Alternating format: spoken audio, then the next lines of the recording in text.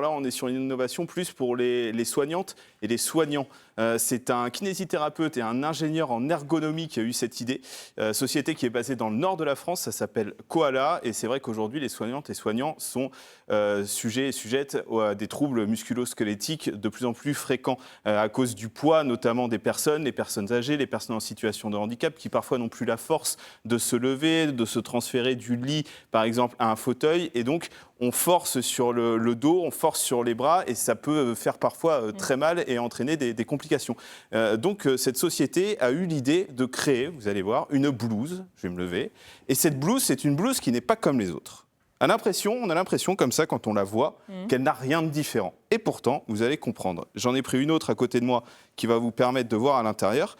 À l'intérieur, il y a, je le disais, comme un exosquelette. Vous voyez, une ceinture qu'on va mettre autour de la taille et ensuite on va enfiler comme des bretelles qui vont permettre de répartir le poids du corps quand vous allez soulever quelqu'un. Donc la blouse, je la ferme, la blouse, là, elle est comme ça, donne l'impression que c'est une blouse classique. Si je vais chercher dans les poches maintenant, j'ouvre les poches, hop.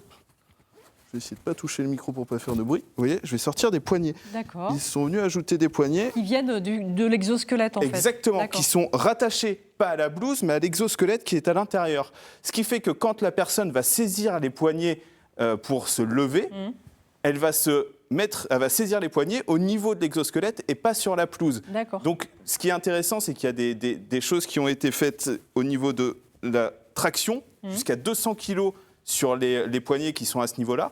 Et ensuite, bon, on va faire le test avec Sophie. Alors Sophie, je me mets en face de toi. Elle est prête. J'ai les poignets.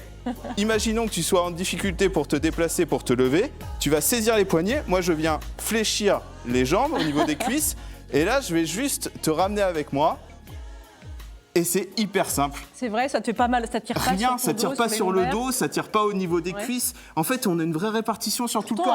Pourtant, elle est lourde, elle est costaud, la Sophie. Mon dos peut rester droit. Donc, c'est ça qui est très chouette. Et quand on sait que d'ici 5 ans, on aura 3 fois plus de personnes dépendantes qui seront à la maison. Et parfois, on n'a pas des lits mécaniques, des chaises mécaniques pour se lever. Donc là, c'est vraiment simple. Hop.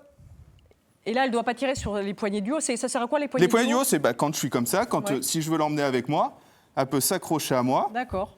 Là, les poignets du bas, c'est vraiment pour se lever. Pour se lever et pour s'asseoir. Ok. Donc, c'est pas pour le particulier. L'idée, c'est que ça va être plus pour les soignantes, les soignants, notamment les personnes qui travaillent à domicile, pour les EHPAD également. Donc, une belle innovation, je le disais. On est encore une fois sur une innovation française et ça fait du bien de voir des gens qui développent des idées comme ça. Surtout quand on est tous les jours confronté à ces problématiques, on trouve les idées pour répondre à ces problématiques. Et ça a été exactement le cas avec cette société donc dans le nord de la France. Vous pouvez retrouver toutes les infos sur le site internet.